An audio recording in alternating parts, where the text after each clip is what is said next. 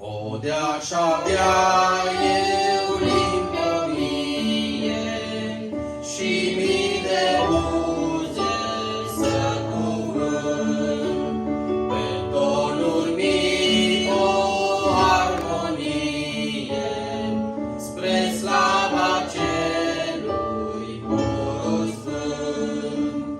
I-aș mulțumi de ce-a făcut cu mine Fiul cel pierdut.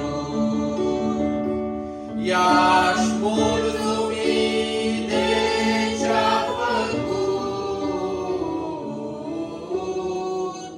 cu mine Fiul cel pierdut. O de-aș suna glasul meu tare, să se audă până la cer, căci sângele-n ca trovătoare se zbate, Doamne, între cer. De-ar fi toată suflarea mea unim spre închinarea Ta. De-ar fi toată suflarea mea unim spre închinarea Ta. De ce tăcesc puterea mele? Mai sus, urați mai sus. Și Domnului slujiți cu cinste, drept mulțumire lui Iisus. Așa sufletul, trupul meu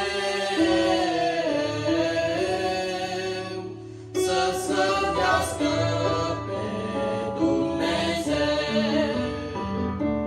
Așa sufletul, trupul meu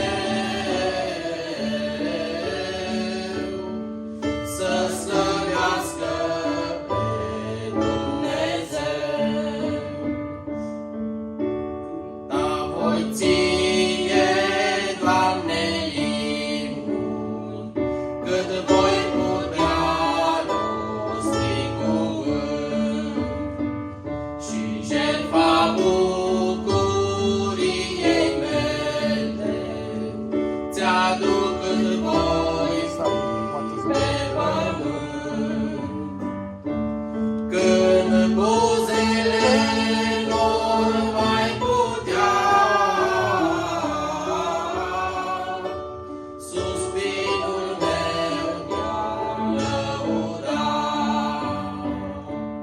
Când buzele lor mai putea, suspinul meu te-ar lăuda. Amin. Domnul să vă binecuvânteze!